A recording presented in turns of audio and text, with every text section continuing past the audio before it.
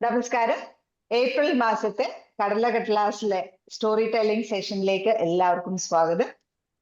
ഈ മാസം മുതൽ, അതായത് ഏപ്രിൽ മാസം മുതൽ നമ്മൾ എല്ലാ മാസവും ഇതുപോലെയുള്ള ഒരു ഗ്രൂപ്പ് സ്റ്റോറി ടെല്ലിംഗ് സെഷൻസ് സംഘടിപ്പിക്കുകയാണ്. കഥാവിസ്മയം എന്നാണ് ഇതിന് ടൈറ്റിൽ കൊടുത്തിരിക്കുന്നത്. കഥാവിസ്മയത്തില് ഇന്ന് സ്റ്റോറി പറയാനായിട്ട്, ഇന്ന് നമ്മുടെ കഥകളുമായിട്ട് എത്തിയിരിക്കുന്നത് ശ്രീമതി പാർവതി ഈശ്വരൻ, ശ്രീമതി ലക്ഷ്മി റോഷൻ, ശ്രീമതി ഉഷ കെ ആൻഡ് ശ്രീമതി സുജയ. എല്ലാവരെയും സ്റ്റോറി ടെല്ലിംഗ് സെഷനിലേക്ക് സ്വാഗതം ചെയ്യുകയാണ്. ഇന്നത്തെ കഥ ആരംഭിക്കുന്നു. അതിനായിട്ട് ലക്ഷ്മിയെ സ്വാഗതം ചെയ്യും.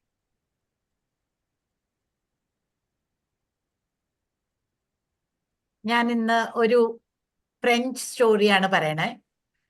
നിങ്ങൾ പലരും കേട്ടിട്ടുണ്ടാവും ചിലപ്പോൾ ഈ കഥ. ഗൈ ഡി മോപ്പസാങ്ങിന്റെ നെക്ലസ് എന്ന് പറയുന്ന കഥയാണ്. മെറ്റിൽഡ എന്ന് പറയുന്ന ഒരു അതിസുന്ദരിയും സ്വതസിദ്ധമായ ഒരു ഗ്രേസ് ഒക്കെ ഉള്ള ഒരു സ്ത്രീയാണ് ഇതിലത്തെ കഥാപാത്രം. വളരെ സുന്ദരിയും വളരെ നല്ല പെരുമാറാൻ അറിയും ഒക്കെ ചെയ്യുന്ന ഒരു കുട്ടി ആയതുകൊണ്ട് തന്നെ അവൾക്കൊരു ധാരണയുണ്ടായിരുന്നു, ഈ ലോകത്തിലെ എല്ലാ സുഖ സൗകര്യങ്ങളും തനിക്ക് അർഹതപ്പെട്ടതാണ്. അതൊന്നും ഇല്ലാത്തൊരു ജീവിതം തനിക്ക് വേണ്ട. തനിക്കിതൊക്കെ തൻ്റെ ജന്മനാൽ അതൊക്കെ എനിക്ക് അർഹതപ്പെട്ടതാണെന്നുള്ളൊരു തോന്നൽ അവൾക്കുണ്ടായിരുന്നു. പക്ഷേ ഒരു ഡൗറി ഒന്നും കൊടുക്കാൻ ഇല്ലാത്ത ഒരിടത്തരം വളരെ സാധാരണ ഒരു കുടുംബത്തിലാണ് അവള് ജനിച്ചത്. അപ്പൊ അന്നത്തെയൊക്കെ ഫ്രാൻസില് ഡൗറിയൊക്കെ വളരെ കോമൺ ആയിരുന്നു. എന്ന് മാത്രമല്ല, ചിലപ്പോൾ ഈ കാണാനൊക്കെ ഇതുപോലെ സൗന്ദര്യമുള്ള പെൺകുട്ടികൾക്ക് അവളുടെ അമ്മയ്ക്കും അച്ഛനും പൈസയൊന്നും ഇല്ലെങ്കിലും ചില ധനികരായിട്ടുള്ള ബന്ധുക്കൾ അവരുടെ വീട്ടില് ഇൻവൈറ്റ് ചെയ്ത് അവിടെ താമസിക്കാൻ അനുവദിക്കും. എന്നിട്ട് അവരുടെ വീട്ടിൽ നടക്കുന്ന പാർട്ടികളും ബോൾ ഡാൻസിലേക്കൊക്കെ കുറെ അവൾക്ക് അനുയോജ്യനായ ഒരു വരനെ കണ്ടെത്താനുള്ള സാഹചര്യം അവര് ഒരുക്കി കൊടുക്കും. പക്ഷെ പാവം മെറ്റിൽഡയ്ക്ക് അതുപോലുള്ള ബന്ധുക്കൾ ആരുമില്ല. അവള് ഒരു ക്ലർക്കുമാരുടെ ഒരു കുടുംബത്തിലാണ് ജനിച്ചത്. അതുകൊണ്ട് തന്നെ അവസാനം അവൾക്കും ഒരു ക്ലർക്കിനെ തന്നെ കല്യാണം കഴിക്കേണ്ടി വരികയാണ്. അപ്പോ മിസ്റ്റർ ലോയ്സിൽ, മോൺസിയോ ലോയ്സിൽ എന്നാണ് അങ്ങേരുടെ പേര്. വളരെ ഒരു നല്ല ഒരു മനുഷ്യനാണ്. എങ്ങനെയും ഭാര്യയെ സന്തോഷിപ്പിക്കുക എന്നുള്ള ഒരു ആഗ്രഹത്തോടു കൂടി ജീവിക്കുന്ന ഒരു മനുഷ്യനാണ് അങ്ങേര്. തൻ്റെ എളിയ ശമ്പളത്തിന് സാധിച്ചിട്ടല്ലെങ്കിലും ഒരു വീട്ടുജോലിയൊക്കെ ചെയ്യാനായിട്ട് ഒരു ജോലിക്കാരിയെ വെച്ച് കൊടുത്തിട്ടുണ്ട്. പക്ഷെ മെറ്റിൽഡയ്ക്ക് ഇതിലൊന്നും ഒരു സന്തോഷവും ഇല്ല. അയാൾ ഓഫീസിൽ നിന്ന് വരുമ്പോ വെറും ഒരു സൂപ്പാണ് സെർവ് ചെയ്യണമെങ്കിലും അയാളത് വളരെ സന്തോഷത്തോടു കൂടി, ഓ നീ എനിക്ക് എൻ്റെ എന്ത് നല്ലൊരു ഭാര്യയാണ്, എനിക്കിതൊക്കെ ഒരുക്കി തരുന്ന എന്നൊക്കെ പറയാൻ ഒരിക്കലും മടി കാണിക്കുക അല്ലെങ്കിൽ മറക്കുക ചെയ്യാത്തൊരു ഹസ്ബൻഡാണ്. പക്ഷെ അതൊന്നും അവളുടെ ശ്രദ്ധയിൽ വരുന്നില്ല. അവൾ അയാളുടെ കൂടെ ഇരിക്കുമ്പോഴൊക്കെ അവളുടെ നോട്ടം മുഴുവനും തൻ്റെ വാൾ ഹാങ്ങിങ്സ് ഒന്നും ഇല്ലാത്ത ബെയറായിട്ടുള്ള വാൾസും മുഷിഞ്ഞ ഫീഡ് ചെയ്ത കുഷൻസും പിന്നെ തൻ്റെ വളരെ എളിയ ഈ തീൻമേശ, അതില് വളരെ വില കൂടിയ ചൈനാസ് ഇല്ല, സിൽവർ കട്ട്ലറി ഇല്ല. ഇതൊക്കെയാണ് അവളുടെ മനസ്സിൽ. ആൻഡ് അവളുടെ സ്വപ്നം മുഴുവനും ഇങ്ങനെ കുറെ ചെറുപ്പക്കാര്, വളരെ നന്നായി ഡ്രസ് ചെയ്ത ചെറുപ്പക്കാരുടെ കൂടെ ഇരുന്ന് ഭക്ഷണം കഴിക്കുക, അതിങ്ങനെ യൂണിഫോം ഒക്കെ ഇട്ടിട്ടുള്ള ലിവറീഡായിട്ടുള്ള ഷെഫ്സ് ഇങ്ങനെ സെർവ് ചെയ്യണ ഒരു ബാക്ക്ഗ്രൗണ്ടിലായിരുന്നു ഞാൻ ജനിക്കേണ്ടത് എന്നുള്ള തോന്നലാണ് എപ്പോഴും. അപ്പൊ അതുകൊണ്ട് തന്നെ യാതൊരു തൃപ്തിയില്ല. അങ്ങനെ ഇരുന്നപ്പോ ഒരു ദിവസം മിസ്റ്റർ ലോയ്സിൽ വളരെ സന്തോഷവാനായിട്ട് ഓഫീസിൽ നിന്ന് വരികയാണ്. കാരണം എന്താ വെച്ചാല് അയാള് എഡ്യൂക്കേഷൻ മിനിസ്ട്രിയിലാണ് ക്ലർക്കായിട്ട് ജോലി ചെയ്യണത്. അവിടെ എഡ്യൂക്കേഷൻ മിനിസ്റ്റർ ഒരു ബോൾ ഡാൻസ് ഒരുക്കിയിട്ടുണ്ട്. അപ്പൊ അതിലേക്ക് ഒരുപാട് ധനികരായിട്ടുള്ള ആളുകളെയൊക്കെയാണ് ഇൻവൈറ്റ് ചെയ്തിരിക്കുന്നത്. പല മിനിസ്റ്റേഴ്സിനെയും പല പണക്കാരായിട്ടുള്ള ആളുകളെയൊക്കെയാണ് ഇൻവൈറ്റ് ചെയ്തിരിക്കുന്നത്. വളരെ കുറച്ച് ക്ലർക്സിനെ മാത്രമേ വിളിച്ചിട്ടുള്ളൂ. അതിലൊരു ആള് അങ്ങനെ അത്ര എളുപ്പത്തിൽ കിട്ടിയതല്ല, ഒരു ഫ്രണ്ട് വഴിയാണ് ഈ ലോയ്സിലിന് ഈ ഇൻവിറ്റേഷൻ കാർഡ് സംഘടിപ്പിക്കാൻ പറ്റുന്നത്. ഭാര്യയ്ക്ക് സന്തോഷമാവുമല്ലോ, അല്ലാതെ അയാൾക്ക് അതിലൊന്നും വലിയൊരു ആഗ്രഹമൊന്നുമുള്ള മനുഷ്യനല്ല. പക്ഷെ ഭാര്യയ്ക്ക് വളരെ സന്തോഷമാവുമല്ലോ എന്ന് വിചാരിച്ചിട്ടാണ് അയാൾ ആ ഇൻവിറ്റേഷനും കൊണ്ട് വീട്ടിൽ വരുന്നത്. അങ്ങനെ ഭാര്യയെ വിളിച്ച് ഈ ഇൻവിറ്റേഷൻ കാർഡ് കൊടുക്കും. ഇതെന്താ എന്ന് അവള് ചോദിക്കുമ്പോ പറയും, നീ വായിച്ചു നോക്ക്. അപ്പൊ വായിച്ചു നോക്കുമ്പോ അവളുടെ മുഖം ഇങ്ങനെ സന്തോഷം കൊണ്ട് തുളുമ്പുന്നത് ഇങ്ങനെ കാണാൻ അയാൾ കാത്തു നിൽക്കാണ്. അവൾ അത് മേടിച്ച് ആ ഇൻവിറ്റേഷൻ ഇങ്ങനെ നോക്കിയിട്ട് അല്പം ദേഷ്യത്തോടുക്കനെ അതങ്ങോട്ട് മേശപ്പുറത്തേക്ക് വലിച്ചെറിയും. അപ്പോ ലോയ്സലിന് വല്ലാതെ അത്ഭുതവും സങ്കടവും ഒക്കെ ആവും. എന്ത് പറ്റി എന്ന് ചോദിക്കും. അപ്പൊ പറയും, ഇതിപ്പോ എനിക്ക് കിട്ടിയിട്ട് എന്താ കാര്യം? ഇതിനൊക്കെ അനുയോജ്യമായിട്ട് ധരിക്കാനുള്ള എന്തെങ്കിലും വസ്ത്രം എൻ്റെ കയ്യിലുണ്ടോ? അങ്ങനെയുള്ള ആളുകൾക്ക് ആർക്കെങ്കിലും കൊണ്ട് കൊടുത്തോളൂ എന്നവള് പറയും. അപ്പൊ അയാൾക്ക് ആകെ വിഷമായി. അയാൾ ചോദിച്ചു, നീ തിയേറ്ററിലേക്കൊക്കെ ഇടാറുള്ള ഒരു വെളുത്തൊരു ഡ്രസ്സില്ലേ നമ്മള് പോകുമ്പോഴൊക്കെ, അത് വളരെ നല്ലതാണല്ലോ എന്ന് പറയുമ്പോ അവള് പറയും, അയ്യേ, ഇതുപോലത്തെ പ്രോഗ്രാമിനൊന്നും ഇടാൻ പറ്റിയതല്ലാതെ എനിക്ക് പുതിയ ഡ്രസ്സ് ഇല്ലാണ്ട് എനിക്ക് ഇതിനൊന്നും വരാൻ പറ്റില്ല എന്ന് പറഞ്ഞപ്പോ അയാള് പറയും, ശരി, ഒരു പുതിയ ഡ്രസ്സിന് എന്താവും വില എന്ന് ചോദിക്കുമ്പോ അവള് ആലോചിക്കും, വല്ലാണ്ട് വലിയ വിലയൊക്കെ പറഞ്ഞാൽ നടക്കില്ല, നമുക്ക് പോവണ്ട എന്ന് പറയും ഭർത്താവ് എന്ന് വിചാരിച്ചിട്ട് വളരെ സേഫ് ആയിട്ട് പറയും, ഒരു 400 ഫ്രാങ്കെങ്കിലും വേണ്ടി വരും എന്ന് പറയും. അപ്പൊ അയാൾ ആകെ മുഖമൊക്കെ വിളറും അയാളുടെ. എന്താ കാരണം വെച്ചാ അയാൾ കുറേ മാസങ്ങളായിട്ട് ഇങ്ങനെ കുറച്ച് പൈസ സ്വരുക്കൂട്ടി വെച്ചിട്ട് വെച്ച ഒരു തുകയാണ് ഇപ്പൊ ഇവളീ പറഞ്ഞത്. എന്താ ഈ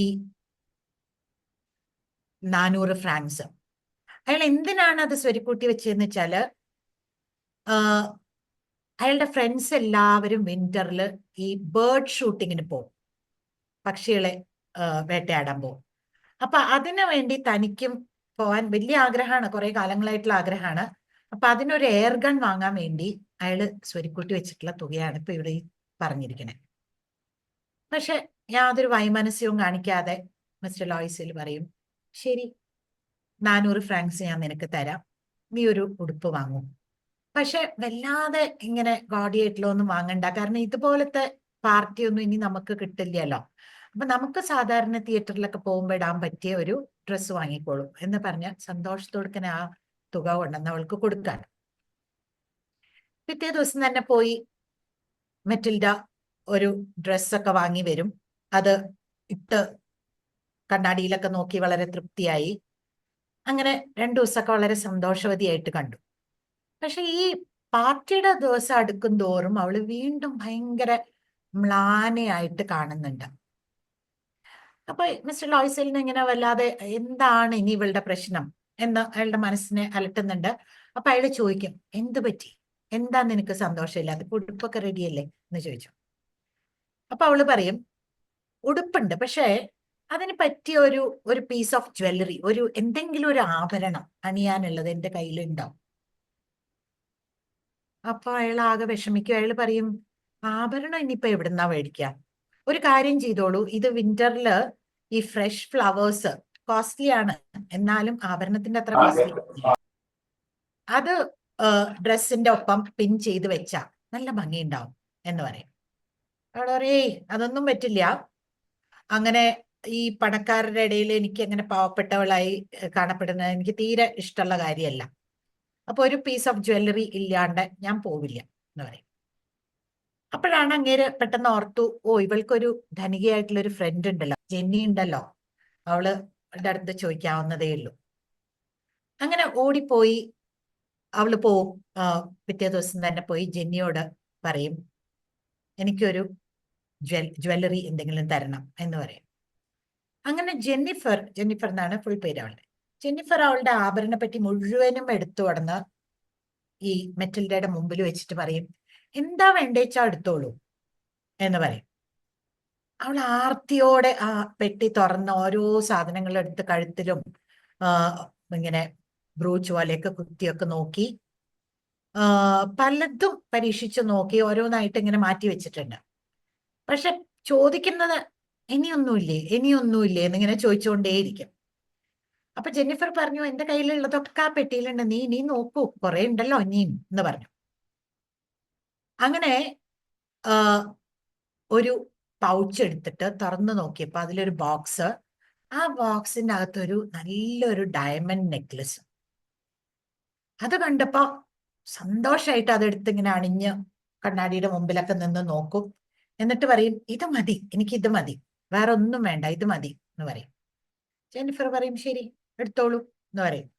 അങ്ങനെ മെറ്റിൽഡ അതും കൊണ്ട് വീട്ടിലേക്ക് ഓടിപ്പോയി വീട്ടിൽ ചെന്ന് വീണ്ടും അതൊക്കെ അണിഞ്ഞ് കുറച്ചു നേരം ആ ഡ്രസ്സും ആ ജ്വല്ലറിയൊക്കെ അണിഞ്ഞ് കുറച്ചു നേരം കണ്ണാടിയുടെ മുമ്പിലൊക്കെ നിന്ന് നോക്കി സന്തോഷായി.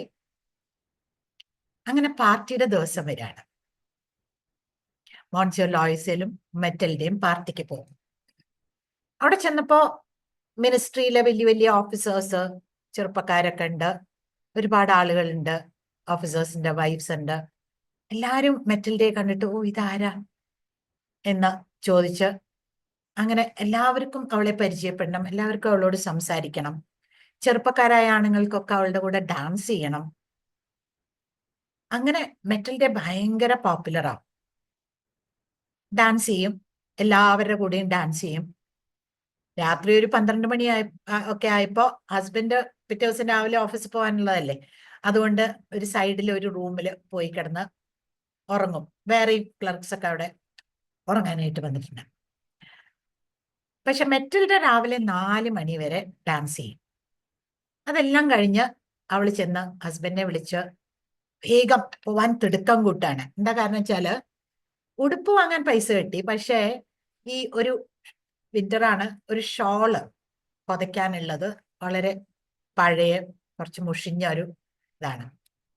അപ്പൊ അത് എങ്ങനെയാണ് ഇനിയിപ്പോ ആളുകൾ കണ്ടു കഴിഞ്ഞാൽ അവർക്ക് മനസ്സിലാവില്ലേ, ഞാൻ അത്ര പൈസക്കാരിയൊന്നും അല്ല എന്ന് മനസ്സിലാവില്ലേ എന്നോർത്ത് വേഗം പോവാനായിട്ട് ഇങ്ങനെ തിടുക്കം കൂട്ടാണ്. അപ്പൊ ഹസ്ബൻഡ് പറയും, നിക്ക്, ഞാനൊരു ക്യാബ് വിളിക്കട്ടെ എന്ന് പറയുന്നുണ്ട്. അതൊന്നും കേൾക്കാൻ നേരമില്ല. ഈ ഷോൾ എടുത്ത് പുതച്ചിട്ട് വേഗം നടക്കാണ് മുന്നിലേക്ക്. പക്ഷെ ക്യാബ്സ് ഒന്നും അത്ര എളുപ്പത്തിൽ കിട്ടണില്ല. വേറെ ആളുകളൊക്കെ വിളിച്ചു. അങ്ങനെ കുറച്ച് ദൂരം നടക്കേണ്ടി വരികയാണ് ഒരു ക്യാബ് അവസാനം കിട്ടാനായിട്ട്. അപ്പൊ അതൊരു മുഷിഞ്ഞ ഒരു ക്യാബാണ്. പക്ഷെ ഭാഗ്യത്തിന് വേറെ ആരും കാണണില്ല. അപ്പൊ അതില് കേറി അവര്, പണ്ടത്തെ കുതിരവണ്ടിയാണ് കേട്ടോ, അപ്പൊ അതില് കേറി അവര് അവരുടെ താമസ സ്ഥലത്തെത്തി. മെറ്റൽഡ തിടുക്കത്തില് ഇറങ്ങി പടികൾ കയറി വീട്ടില് ചെന്ന് ലൈറ്റ് വീണ്ടും കണ്ണാടിയുടെ മുമ്പിൽ ഇങ്ങനെ നിന്ന് ഒന്നുകൂടി തന്റെ സൗന്ദര്യം ആസ്വദിക്കാനായിട്ട് നിൽക്കും. അപ്പോഴത്തേക്കും ഹസ്ബൻഡ് വേഗം കോട്ടൊക്കെ ഷർട്ടൊക്കെ ഊരി വേഗം കിടക്കാനായിട്ട് പോയിട്ടുണ്ടായിരുന്നു. പെട്ടെന്ന് ഈ മെറ്റൽഡയുടെ ഒരു അലർച്ച കേട്ടിട്ടാണ് ഹസ്ബൻഡ് ഓടി വരും. എന്ത് പറ്റി എന്ന് ചോദിക്കുമ്പോ, എന്റെ നെക്ലസ് കാണാനില്ല. അപ്പൊ അയാൾ നോക്കുമ്പോ ഒഴിഞ്ഞ കഴുത്തോടെ നിൽക്കാണ്. അങ്ങനെ അയാൾക്കും ആകെ പരിഭ്രമാവും. ഉടുപ്പൊക്കെ ഒന്ന് കുടഞ്ഞു നോക്കും, തലമുടിയിലൊക്കെ ഒന്ന് കുടയും, ഈ ഷോളൊക്കെ എടുത്ത് കുടഞ്ഞു നോക്കി, പോക്കറ്റിലൊക്കെ വീണിട്ടുണ്ടോ നോക്കി, എവിടെയും കാണാനില്ല. അങ്ങനെ അയാളുടെ ഉറക്കൊക്കെ പോയി. അയാൾ പറയും, ഞാൻ നമ്മൾ വന്ന വഴി മുഴുവനും ഒന്ന് തിരിച്ച് നടന്നു പോയി നോക്കട്ടെ, എങ്ങാനും വഴിയിലെങ്ങാനും വീണിട്ടുണ്ടെങ്കിലോ എന്ന് പറഞ്ഞ് അയാൾ വേഗം ഡ്രസ് ചെയ്തിട്ട് ഇറങ്ങും. മെറ്റൽഡ ആണെങ്കിൽ ആകെ ധരിച്ചങ്ങനെ ഇരിക്കുകയാണ്. അനങ്ങാൻ പറ്റണില്ല അവൾക്ക്, വിഷമം കൊണ്ട്. എന്താ നീ ഫ്രണ്ടിനോട് എന്താ പറയാ? അങ്ങനെ ലോയ്സിൽ പോയി വഴി നീളെ തെരഞ്ഞ് തിരിച്ചു വരുമ്പോഴേക്കും കുറെ നേരം അയക്കണു. ഒരു 11 മണിയൊക്കെ ആയിട്ടുണ്ട് അയാൾ തിരിച്ചു വരാൻ. എവിടെയും കിട്ടിയില്ല. എന്ന് മാത്രമല്ല, അയാൾ പോലീസ് സ്റ്റേഷനിൽ പോയി കംപ്ലൈന്റ് ചെയ്തു. ഈ ക്യാബ്സിന്റെ ഒക്കെ ഒരു യൂണിയൻ ഉണ്ട്, അവിടെ പോയി കംപ്ലൈന്റ് ചെയ്തു. തിരിച്ചു കൊണ്ടിരുന്ന ആൾക്ക് ഒരു സമ്മാനം അനൗൺസ് ചെയ്തുകൊണ്ട് പേപ്പറിൽ പബ്ലിഷ് ചെയ്യാനായിട്ട് അത് പത്രത്തിൽ കൊണ്ടു കൊടുത്തു. ഇതെല്ലാം കഴിഞ്ഞിട്ടാണ് അയാൾ വരണേ. ആകെ വിഷമിച്ച് ക്ഷീണിതനായിട്ട് വന്നിരിക്കുകയാണ്. അങ്ങനെ അയാൾ പറയും, മെറ്റൽഡയോട് പറയും, ഒരു എഴുത്ത് നീ എഴുതാ, ഞാൻ പറഞ്ഞുതരാം എന്താ എഴുതണ്ടേന്ന്. നീ എഴുത നിന്റെ ഫ്രണ്ടിന്, ആ നെക്ലസിന്റെ ഈ ഹുക്ക് പൊട്ടിപ്പോയി, അത് നന്നാക്കാൻ കൊടുത്തിരിക്കുകയാണ്, തിരിച്ചു കൊണ്ടുവന്നാൽ ഉടനെ ഒരാഴ്ചക്കുള്ളിൽ തിരിച്ചു കൊടുക്കാമെന്ന് പറഞ്ഞ ഒരു എഴുത്ത് നിന്റെ ഫ്രണ്ടിന് എഴുതെന്ന് പറഞ്ഞാൽ അയാൾ ഡിക്റ്റേറ്റ് ചെയ്ത് കൊടുക്കും. ക്ലർക്കല്ലേ, എഴുത്തുകൾ എഴുതി നല്ല ശീലമുണ്ട്. അപ്പൊ അങ്ങനെ ഡിക്റ്റേറ്റ് ചെയ്ത് കൊടുക്കും. അവൾ അതൊക്കെ എഴുതി ഫ്രണ്ടിന് അയക്കും. പിന്നെ ഒരാഴ്ചത്തെ സമയമാണല്ലോ ചോദിച്ചിരിക്കണേ. ഒരു ലോങ് വെയിറ്റ് ആണത്. ഇങ്ങനെ പരിഭ്രമത്തോടുകൂടി ആരെങ്കിലും ഒന്ന് എന്തെങ്കിലും ഒരു ക്ലൂ തന്നെങ്കിൽ എന്ന് ആഗ്രഹിച്ചും കൊണ്ട് അവരിങ്ങനെ ദിവസങ്ങൾ കഴിച്ചു കൂട്ടാണ്. പക്ഷെ 4-5 ദിവസം കഴിഞ്ഞപ്പോഴത്തേക്കും തന്നെ ലോയ്സലിന് മനസ്സിലായി ഇനി അങ്ങനെ ഒരു ആഗ്രഹം വെടിയാണ് നല്ലത്, അത് കിട്ടാൻ പോണില്ല എന്ന് മനസ്സിലായി. അങ്ങനെ രണ്ടാളും കൂടി ഇറങ്ങാണ്. ആ ഏരിയയിലുള്ള എല്ലാ ജ്വല്ലറികളിലും കയറി ഇറങ്ങും. അവരുടെ ടൗണിലുള്ള അതുപോലൊരു നെക്ലസ് മേടിക്കാനായിട്ട് പലയിടത്തും കയറി ഇറങ്ങി അവസാനം ഒരു സ്ഥലത്ത് ഏതാണ്ട് അതുപോലുള്ള ഒരു നെക്ലസ് കണ്ടുപിടിക്കും. വില ചോദിച്ചപ്പോ 36,000 ഫ്രാങ്ക്സ്. 18,000 ഫ്രാങ്ക്സ് ആണ് ലോയ്സലിന്റെ അച്ഛൻ അയാൾക്ക് ഇൻഹെറിറ്റൻസ് ആയിട്ട് കൊടുത്തിട്ടുള്ളത്. ബാക്കി തുക എങ്ങനെ ഉണ്ടാക്കും? പക്ഷെ മാനം കാക്കണല്ലോ. അപ്പൊ ലോയ്സേല് പലയിടത്തുനിന്ന്, ഫ്രണ്ട്സിന്റെ അടുത്തുനിന്ന്, ഭയങ്കര പലിശയ്ക്ക് പണം കൊടുക്കുന്ന പലിശക്കാരുടെ അടുത്തുനിന്ന് ഒക്കെ കടം മേടിക്കും. അവര് തരുന്ന ആ പ്രോമിസറി നോട്ടൊക്കെ വായിക്കാതെ തന്നെ സൈൻ ചെയ്യാണ്. കാരണം എന്ത് തന്നെ എഴുതിയാലും തനിക്കിപ്പോ ഇത് കിട്ടിയേ പറ്റുള്ളൂ ഈ പൈസ. അങ്ങനെ സ്വന്തം ജീവൻ തന്നെ പണയം വെക്കുന്ന പോലത്തെ കടലാസുകളിലാണ് അയാള് സൈൻ ഇട്ട് കൊടുക്കണേ. അങ്ങനെ പൈസ സംഘടിപ്പിച്ചു, പോയി ഈ നെക്ലസ് മേടിക്കും. അങ്ങനെ ഭാര്യയുടെ അടുത്ത് പറയും, കൊണ്ട് കൊടുക്കാൻ പറയും. അവള് ഈ ബോക്സ്, ആ ഫ്രണ്ട് കൊടുത്ത ബോക്സിൽ തന്നെ അത് വെച്ചിട്ട് തിരിച്ചു കൊണ്ട് കൊടുക്കും. ജെന്നി ആണെങ്കിൽ ആ ബോക്സ് ഒന്ന് തുറന്ന് നോക്കണ പോലും ഇല്ല. ജസ്റ്റ് എങ്ങനെ ചോദിക്കും, എന്താ അത്ര വൈകിയേ എന്ന് ചോദിച്ചു. അപ്പൊ അല്ലാതെ ഈ ഗോൾഡ് സ്മിത്ത് അത് തരാൻ കുറച്ച് വൈകി, അതുകൊണ്ടാണ് എന്ന് പറഞ്ഞിട്ട് തിരിച്ചു കൊടുത്തു. ജെന്നി അത് മേടിച്ച് നേരെ അൽമാരിയിൽ കൊണ്ടുവച്ചു. അങ്ങനെ തിരിച്ചു വരാണ് മെറ്റിൽഡ. പക്ഷെ ആ വരുന്ന മെറ്റിൽഡ സ്വന്തം വന്ന ഉടനെ അവൾ ആദ്യം ചെയ്യുന്നത് സെർവന്റിനെ പറഞ്ഞു വിടും, ജോലിയെല്ലാം ഇനി ഞാൻ തന്നെ ചെയ്തോളാം. മാത്രമല്ല ഈ വീട് അല്പം സുഖസൗകര്യമൊക്കെ ഉള്ള വീടാണ്, ഇത് വേണ്ട, നമുക്ക് ഏറ്റവും ചുരുങ്ങിയ പൈസക്ക് കിട്ടുന്ന ഒരു സ്ഥലത്തേക്ക് മാറാം എന്ന് പറയും. അങ്ങനെ അവര് ഒരു വീടിന്റെ ആറ്റിക് എന്ന് പറഞ്ഞാൽ ഏറ്റവും മുകളിലത്തെ ഒരു തട്ടുമോള് അങ്ങോട്ട് താമസം മാറ്റാൻ. 3 നില കയറി വേണം അങ്ങോട്ട് എത്താൻ. എന്ന് മാത്രമല്ല അവിടെ വെള്ളത്തിനൊന്നും വഴിയില്ല. താഴ്ത്തുന്ന ഇങ്ങനെ ഈ കാവിന്റെ മുകളിൽ 2 ബക്കറ്റ് ഇങ്ങനെ തൂക്കിയിട്ടുള്ള ഒരു കാവില് വെള്ളം പേറി അങ്ങനെ സ്റ്റെപ്സ് കയറിയിട്ട് വേണം മുകളിലേക്ക് വെള്ളം എത്തിക്കാൻ. അത്തരം ഒരു വീട്ടിലേക്ക് അവർ മാറി. അന്ന് മുതലാണ് ശരിക്ക് മെറ്റലിന്റെ ജീവിതം എന്താണെന്ന് മനസ്സിലാക്കാൻ പോകുന്നത്. എല്ലാ ജോലികളും അവൾ തന്നെ ചെയ്യും. അതുവരെ ഈ നെയിൽ പോളിഷ് ഒക്കെ ഇട്ട് വളരെ ഭംഗിയായി സൂക്ഷിച്ചിരുന്ന വിരലുകൾ ഒരു തരത്തിലും ഡേർട്ടി ആക്കാൻ തയ്യാറില്ലാതിരുന്ന മെറ്റിൽഡ പാത്രങ്ങൾ അവൾ തന്നെ കഴുകും, നിലം ഒരച്ചു കഴുകി, ഈ പാവാടയൊക്കെ ഇങ്ങനെ എടുത്ത് കുത്തി. അപ്പൊ അവളൊരു ഗ്രേസ്ഫുൾ ആയിട്ടുള്ള ഒരു റിച്ച് ലേഡീനെ പോലത്തെ അഭിനയങ്ങളൊന്നുമില്ല എത്ര കാലം ഉണ്ടായിരുന്ന പോലെ. അങ്ങനെ വെള്ളമൊഴിച്ച് നിലമൊക്കെ കഴുകി വൃത്തിയാക്കി ഒരു ബാസ്ക്കറ്റൊക്കെ കയ്യിൽ തൂക്കിയിട്ട് എല്ലാ ഷോപ്പിങ്ങിനും അവൾ തന്നെ പോവും. ഫ്രൂട്ട്സ് വാങ്ങാനും മീറ്റ് വാങ്ങാനും വെജിറ്റബിൾസ് വാങ്ങാനും ഒക്കെ. എന്നിട്ട് ഓരോ പൈസയ്ക്കും അവൾ വില പേശും. അതൊക്കെ പണ്ട് മെറ്റലിലേക്ക് ആലോചിക്കാൻ പോലും പറ്റാത്ത കാര്യങ്ങളായിരുന്നു. ഇന്നിപ്പോ അവൾ ഓരോ പൈസയ്ക്കും വില പേശി ഒരു സാധാരണ ഒരു സ്ത്രീയെ പോലെ ഉള്ളൊരു ജീവിതം. ഭർത്താവ് ലോയ്സലാണെങ്കിലോ, അയാള് മിനിസ്ട്രിയിലെ പണി കഴിഞ്ഞ് വന്നാൽ വേറൊരു സ്ഥലത്ത് കണക്കെഴുതാനായിട്ട് പോകും. എന്നിട്ട് വരുമ്പോ രാത്രിയാവും.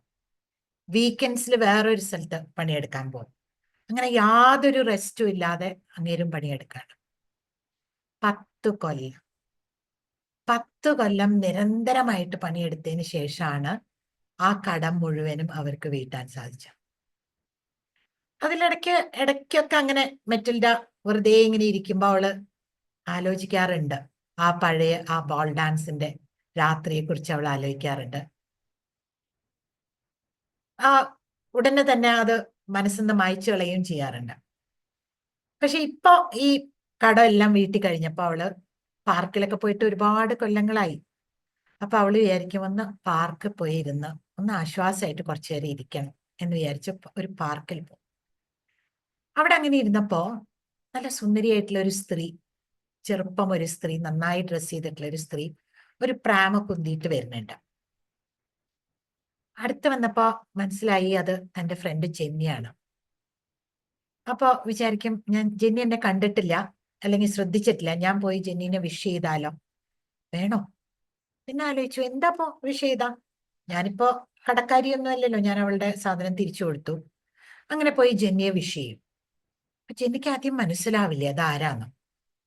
ജെന്നി പറയും, ആരാ, എനിക്ക് മനസ്സിലായില്ലല്ലോ എന്ന് പറഞ്ഞപ്പോ പറയും, ഞാൻ മെറ്റൽഡയാണ്.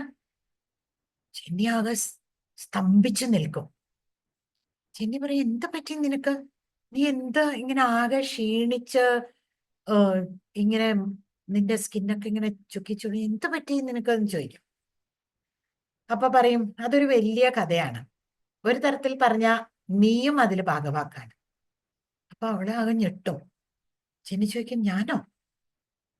ഞാൻ എന്താ ചെയ്തേ എന്ന് ചോദിക്കാം. അപ്പൊ പറയും, നിനക്ക് ഓർമ്മയുണ്ടോ, നീ എനിക്കൊരു നെക്ലസ് കടം തന്നത് ഓർമ്മയുണ്ടോ എന്ന് ചോദിക്കാം. ഓ ഓർമ്മയുണ്ടല്ലോ, പക്ഷെ അത് നീ തിരിച്ചും കൊണ്ടുവന്നില്ലേ, തിരിച്ചു തന്നല്ലോ എന്ന് പറയും. ആ, അപ്പൊ നീ ഇതുവരെ അതിന്റെ ഡിഫറൻസ് കണ്ടുപിടിച്ചില്ല അല്ലെ? അപ്പൊ എന്റെ ഓർമ്മ വളരെ നല്ലതാണ്. ഞാൻ തിരിച്ചു തന്നത് നീ തന്ന നെക്ലസ് അല്ല, അത് എന്റെ കയ്യിൽ നിന്ന് പോയി, നഷ്ടപ്പെട്ടിരുന്നു. എന്നിട്ട് ഞാൻ ഒരു പുതിയ നെക്ലസ് മേടിച്ചിട്ടാണ് നിനക്ക് തന്നത്. 36,000 രൂപ. അതിന്റെ കടം വീട്ടാൻ 10 കൊല്ലമായിട്ട് ഞാനും എന്റെ ഭർത്താവും നിരന്തരം ജോലി ചെയ്യായിരുന്നു. ഇത് കേട്ട ജെന്നി ആകെ ഷോക്കടിച്ച പോലെ അങ്ങനെ നിൽക്കാം. ജെന്നി ചോദിക്കും, മറ്റുള്ള നീ എന്താ പറഞ്ഞേ?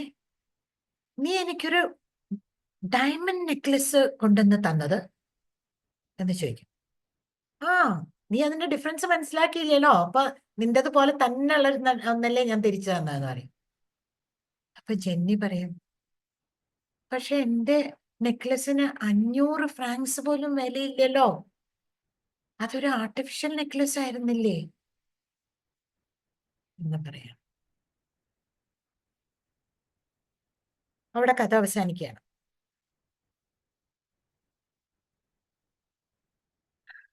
ഓ മൈ ഗോഡ്. എന്നെ സംബന്ധിച്ചിടത്തോളം അതൊരു റോളർ കോസ്റ്റർ റൈഡാണ്. മെറ്റിൽഡയുടെ ജീവിതത്തിൽ കൂടിയും അവളുടെ ഭർത്താവിന്റെ ലൈഫിലും ഉണ്ടായിട്ടുള്ള ആ ഒരു ചേഞ്ചസും ആ ഒരു നെക്ലസ് ആണ് കാര്യമെങ്കിലും അതെങ്ങനെയാണ് ഓരോരുത്തരുടെ ജീവിതത്തിൽ ഒരു ഇമ്പാക്ട് ക്രിയേറ്റ് ചെയ്തിട്ടുള്ളത് എന്നുള്ളത് ഒരു വല്ലാത്ത, പ്രത്യേകിച്ചും ആ last is A very shocking end അല്ലെ? അതൊരു വെറും ആർട്ടിഫിഷ്യൽ ആയിട്ടുള്ള ഒരു നെക്ലസിന് വേണ്ടിയിട്ടാണ് ഈ ഒരു 10 വർഷം 36,000 ഫ്രാങ്ക് കൊടുത്ത് ഒരു ഡയമണ്ട് നെക്ലസ് വാങ്ങി കൊടുക്കുന്ന മെറ്റിൽഡയുടെ ഹസ്ബൻഡിനെയും കുറിച്ചുള്ള കഥ വളരെ നല്ല കഥയായിരുന്നു. ലക്ഷ്മി ചേച്ചി, ബാക്കിയുള്ളവർക്കൊക്കെ പറയാം. Audience please take over. I have read the story, I'm aware of the story, but what is very madam കുറച്ച് ഉറക്കെ പറയാമോ? എനിക്ക് കേൾക്കണില്ല, എന്റെ ഓഡിയോ. ഞാൻ ഈ കഥ വായിച്ചിട്ടുണ്ട്, എനിക്ക് കഥ വായിച്ചിട്ടുണ്ട്. But even today there are people who want something beyond their capacity. അത് ആഗ്രഹിക്കുന്ന തെറ്റല്ല, but അത് by some fashion or the other they really, I've seen children, youngsters beyond their, I mean, they can work the right way and get it, but beyond their this thing, ഒരു തനിക്കില്ല എന്നൊരു feeling ഇപ്പോഴും ഉണ്ട്. അത്, I mean, it is still the man has not changed or woman has not changed. അതെ, ഈ ഒരു പുറംപൂച്ചുകളില് വിശ്വസിക്കുന്ന, അവനവന്റെ കൊക്കിൽ ഒതുങ്ങുന്നതിനേക്കാൾ കൂടുതൽ ആഗ്രഹിക്കുന്ന ആളുകൾ ഒരുപാടുണ്ട്. അപ്പൊ ഇതിന്റെ ഒരു മോപ്പസാങ് എഴുതിയ കാലത്ത് അത് വളരെ തെറ്റായ ഒരു കാര്യമാണെന്നുള്ള ഒരു ധാരണ വെച്ചിട്ടാണ് എഴുതിയിരിക്കണേ. പക്ഷെ ഇന്നിപ്പോ ഈ സ്റ്റോറി ഞാൻ പഠിപ്പിച്ചിട്ടുണ്ട് കുട്ടികളെ. അപ്പോ പലർക്കും അവരത് ആക്സെപ്റ്റ് ചെയ്യാൻ റെഡിയില്ല. അവര് പറയണ അങ്ങനെ ആഗ്രഹിക്കുന്നതിൽ ഇപ്പൊ എന്താ തെറ്റ്? ആഗ്രഹമല്ലേ മനുഷ്യനെ മുന്നോട്ട് കൊണ്ടുപോവാ. ആഗ്രഹിക്കുന്നതിൽ എന്താ തെറ്റെന്ന് എന്നാണ് ചോദ്യം. അതെ, ശരിയായ ചോദ്യം തന്നെയാണ് അല്ലെ. ആഗ്രഹിക്കുന്നതിൽ തെറ്റൊന്നും ഇല്ല എന്നുള്ളത് തന്നെയാണ്. പക്ഷെ ഇതുപോലെ ഒരു അബദ്ധം എന്ന് പറയുമ്പോഴേ ആ ഒരു ആർട്ടിഫിഷ്യൽ ആയിട്ടുള്ള ഒരു സാധനമാണ് നമ്മൾ വാങ്ങിയിട്ട് അവസാനം അതിന് കൊടുക്കേണ്ടി വന്ന ഒരു വിലയുണ്ടല്ലോ, സ്വന്തം ജീവിതവും. പക്ഷെ വേറൊരു തരത്തിൽ ആലോചിച്ച് കഴിഞ്ഞാൽ മെറ്റിൽഡയുടെ ലൈഫിൽ അതുകൊണ്ട് കുറെ ചേഞ്ചസ് വന്നിട്ടുണ്ട് അല്ലെ. വന്നിട്ടുണ്ട്. അത് മാത്രല്ല, ഈ മെറ്റൽഡ ഇപ്പൊ അത് തിരിച്ചു കൊടുക്കണം എന്ന് ആഗ്രഹിക്കുന്നത് അവളൊരു വളരെ അഭിമാനിയായ ഒരു സ്ത്രീ ആയതുകൊണ്ടല്ലേ? അല്ലെങ്കിൽ ഇപ്പൊ അവളുടെ വളരെ ക്ലോസ് ഫ്രണ്ടാണ്, ഭയങ്കര ധനികയായിട്ടുള്ള സ്ത്രീയുമാണ്. മെറ്റിൽഡയ്ക്ക് വേണമെങ്കിൽ പോയി പറയാം, അയ്യോ എന്റെ അടുത്ത് നഷ്ടപ്പെട്ടു, ഞാൻ കുറച്ചായിട്ടൊക്കെ നിനക്ക് വീട്ടിൽ തരാം എന്ന് വേണമെങ്കിൽ പറയാം. പക്ഷെ അങ്ങനെയല്ല, അവൾ ഉടനെ അത് എങ്ങനെയും വീട്ടണം എന്നുള്ള അത് കാണിക്കുന്നത് അവളൊരു വളരെ അഭിമാനമുള്ള ഒരു സ്ത്രീ ആയിട്ടല്ലേ. എനിക്കതൊരു വളരെ അപ്രീഷിയബിൾ ക്യാരക്ടറായിട്ടാണ് എനിക്കത് തോന്നുന്നത്. എന്ന് മാത്രമല്ല അല്ലെ, എന്ന് മാത്രമല്ല അതിനു വേണ്ടി അവള് എടുക്കുന്ന ത്യാഗം അന്ന് വരെ ഉണ്ടായിരുന്ന ഒരു മെറ്റിൽഡേനെ എല്ലാം നമ്മൾ കാണണേ അല്ലെ. അത് കഴിഞ്ഞപ്പോ എല്ലാ സുഖ സൗകര്യങ്ങളും മാറ്റിവെച്ച് ഞാൻ എന്തും സഹിക്കാൻ തയ്യാറാണ്, പക്ഷെ ഈ കടം ഞാൻ വീട്ടും എന്ന് എനിക്ക് അതിനോടാണ് ഞാൻ അതിലൊരു എംഫസിസ് കൊടുക്കുന്ന ഒരാളാണ്. അതെ, അതിന് ഇങ്ങനെയും ആലോചിക്കാം. ഇപ്പൊ അവര് അവർ അറിയാതെ ഈ ഒരു സാധനം നഷ്ടപ്പെട്ടു പോയി. അപ്പൊ അവർക്ക് തിരിച്ചു എന്നിട്ട് ഞാൻ എന്റെ ഓണസ്റ്റ് ആയിട്ട് തന്നെ ഞാൻ അവരോട് ചോദിക്കും, എനിക്ക് ഇങ്ങനെ ഒരു തെറ്റ് പറ്റി, അതിൽ ഞാൻ എന്ത് വേണമെങ്കിലും ചെയ്യാൻ, അത് റീപ്ലേസ് ചെയ്യാൻ എന്ത് വേണമെങ്കിലും ചെയ്യാൻ തയ്യാറാണ്. അപ്പൊ അതിന് എത്രയാണ് വില എന്ന് പറയാമോ എന്ന് ചോദിച്ചിരുന്നെങ്കിൽ ഈ കഷ്ടപ്പാടുകളൊന്നും സഹിക്കേണ്ടി വരുമില്ലായിരുന്നു എന്ന് എനിക്ക് തോന്നി. അത് ശരിയാണ്. ഓൺ ഹൈൻസൈറ്റ് അത് ശരി. പക്ഷേ ഹ്യൂമൻ ബീങ്സിന് ആദ്യം എപ്പോഴും അത് ഹൈഡ് ചെയ്യാനുള്ള ഒരു ടെൻഡൻസിയാണ്. ഹൈഡിനേക്കാളും എനിക്ക് തോന്നാ അവൾക്ക് ഇത്രയും വിലപിടിപ്പുള്ള ഒരു സാധനം ഞാൻ മേടിച്ചിട്ട് അത് സൂക്ഷിക്കാനുള്ള ഒരു കടമ ഞാൻ നിർവഹിച്ചില്ലല്ലോ എന്ന് അഡ്മിറ്റ് ചെയ്യാനുള്ള ഒരു വിഷമാണ്.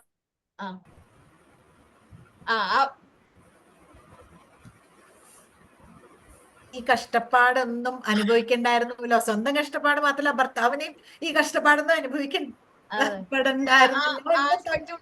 അപ്പൊ നമ്മളെപ്പോഴും എന്തുണ്ടെങ്കിലും നമ്മളെ മനസ്സിൽ ആ ഒരു തെറ്റ്, ഞാൻ ചെയ്ത തെറ്റ് ആരും അറിയണ്ടെന്നാണ് ആദ്യം എപ്പോഴും ഏത് മനുഷ്യരാണെങ്കിലും അങ്ങനെ തോന്നുക.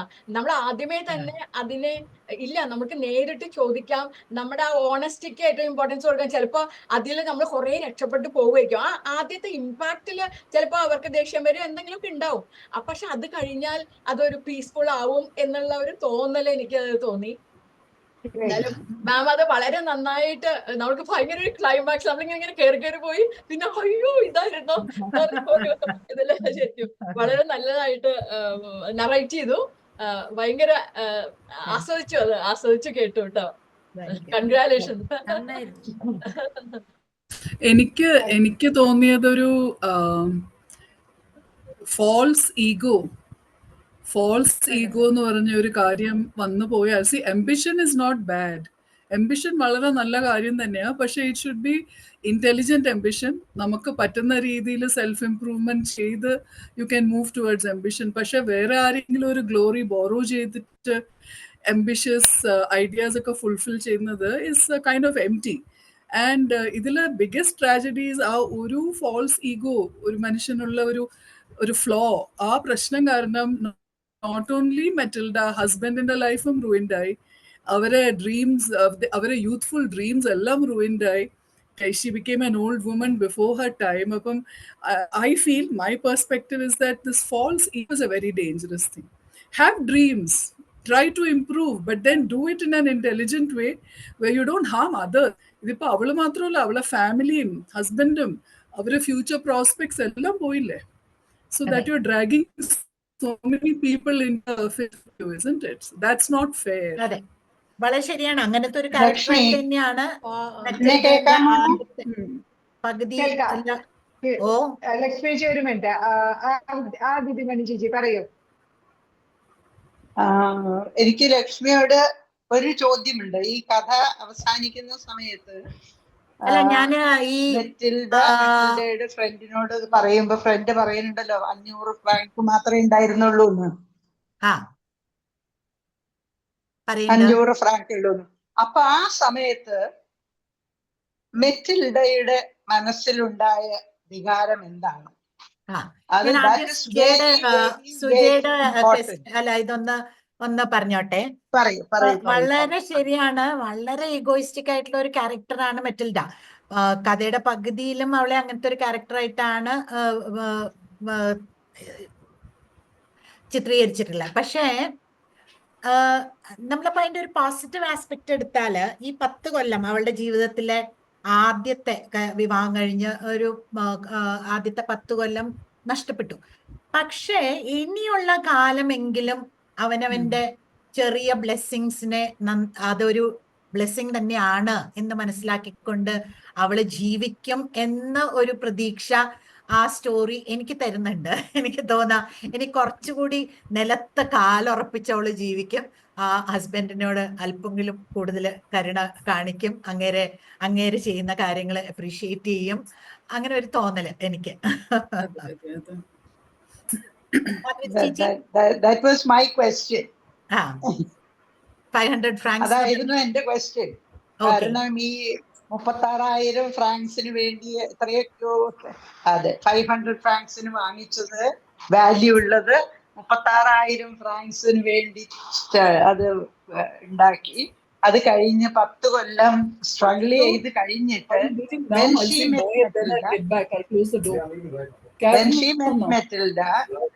when she met her friend and when her friend told her see അത് ഫേക്ക് ആയിരുന്നു എന്ന് പറയുമ്പോ മെറ്റിൽഡയുടെ മനസ്സിൽ ഉണ്ടാകുന്ന ആ ഒരു റിയാക്ഷൻ ആണ് ഏറ്റവും important. Did she feel that അയ്യോ ഞാനത് വേസ്റ്റ് ആക്കി കളഞ്ഞു എന്നാണോ, അതോ did she feel that yeah it was worth all the trouble, ഇപ്പൊ ഞാൻ നന്നായി ജീവിക്കണമെന്നാണോ എന്ന്? Whether she felt or not, I don't know whether we can judge. Of course, she must have, because those 10 years has really changed her as a character. The very childish, the very materialistic Matilda, had a dramatic change in her character later. അല്ലേ? അവളാ ഇങ്ങനെ കടയിൽ പോയി ഒരു സാധാരണ സ്ത്രീയെ പോലെ വിലപേശുകയും അവളുടെ കൈയിന്റെ സൗന്ദര്യമോ അവളുടെ തന്നെ ഡ്രസ്സിന്റെ സൗന്ദര്യമോ ഒന്നും നോക്കാതെ ഉള്ള ജീവിതം ഒക്കെ ജീവിച്ചതിൽ നിന്ന് നമുക്ക് മനസ്സിലാക്കാൻ കഴിയുന്നത് there is a complete personality change in her. It may not have happened overnight. It may have happened very slowly, but 10 years is a long time and she must have achieved that change in her. അപ്പൊ അതുകൊണ്ട് എനിക്ക് തോന്നുന്നു ആ ഒരു regret വന്നിട്ടുണ്ടാവും. ഞാൻ എന്റെ ജീവിതം മാത്രമല്ലല്ലോ സ്പോയിൽ ചെയ്ത്, എന്റെ ഹസ്ബൻഡിന്റെയും കൂടി ജീവിതമാണല്ലോ. അപ്പൊ ഇനിയുള്ള കാലെങ്കിലും ഞാൻ റിയാലിറ്റിയിൽ ജീവിക്കണം എന്നുള്ള ഒരു തോന്നൽ അവൾക്ക് ഉണ്ടായിരിക്കണം, അല്ലെ? ഉണ്ടാവാൻ വളരെ സാധ്യതയുണ്ട്.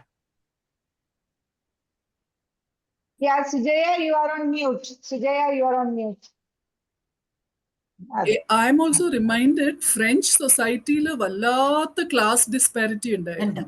So Maupassant കാരണം അവിടെയാണ് ഫ്രഞ്ച് റെവല്യൂഷൻ, ഈക്വാലിറ്റി, ഫ്രെറ്റേണിറ്റി എന്ന് പറഞ്ഞ് പണക്കാരെയൊക്കെ പിടിച്ച് ഗിലറ്റീനിൽ കൊന്ന ഒരു കൺട്രിയാണ് അത്.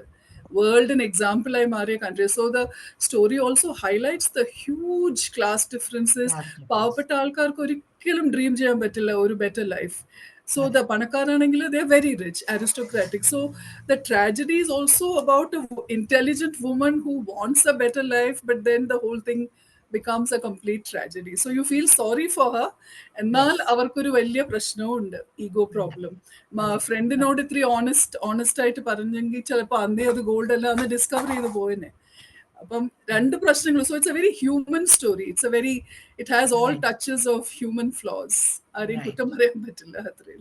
അതുപോലെ ആ ഹസ്ബൻഡ് അത്ര നല്ലൊരാളായോണ്ടാണ്. അല്ലെങ്കിൽ വേണമെങ്കിൽ അവിടെ ഇട്ടിട്ട് എന്താ നീ എന്തിനാ സൂക്ഷിച്ചില്ലല്ലോ, ഇപ്പോഴത്തെ നമ്മൾക്ക് സൊസൈറ്റിയിൽ ഉണ്ടാവുന്ന കാര്യങ്ങളൊക്കെ അറിയാലോ, നീ അത് സൂക്ഷിച്ചല്ലോ, നീ തന്നെ അതിനുള്ള ഇത് ചെയ്യാം, ഞാനൊരു ഹെൽപ്പും ചെയ്യില്ല. പക്ഷെ അദ്ദേഹം എത്ര കഷ്ടപ്പെട്ടു. ഹസ്ബൻഡിനെ നമ്മൾ ശരിക്കും ഭയങ്കര ഇതായിട്ട് നമ്മൾ പുകഴ്ത്തണം. കാരണം ആ അവർക്ക് വേണ്ടി കുറെ ജോലി ചെയ്ത് കുറെ പേരെ കയ്യിൽ നിന്ന് ഒന്നും നോക്കാതെ തന്നെ എല്ലാം സൈൻ ചെയ്ത് കൊടുത്തു അല്ലെ, എത്ര പിന്നെയും ജോലി ചെയ്തുകൊണ്ടേ ഇരിക്കുകയാണ്. അന്നിപ്പോ അത് ആ എമൗണ്ട് അവർക്ക് കിട്ടി എന്ന് പറയാൻ ആയിട്ടേ ഉള്ളൂ. അപ്പൊ ആ ഹസ്ബൻഡിനെ നമ്മള് ശരിക്കും ഓ അതെ, വളരെ നല്ലൊരു അതെ. മനുഷ്യൻ. അതവള് അപ്രീഷിയേറ്റ് എന്തായാലും ചെയ്യാതിരിക്കില്ല. അതെ, അതെ, എന്തായാലും നെക്ലസ് എന്ന സ്റ്റോറി നമ്മളുടെ എല്ലാവരുടെയും ജീവിതത്തിൽ ഒരു ഇമ്പാക്ട് ക്രിയേറ്റ് ചെയ്തു എന്നുള്ളതാണ് ഇത്രയും നേരത്തെ ഈ ഒരു ഡിസ്കഷനിൽ നിന്ന് മനസ്സിലായത്.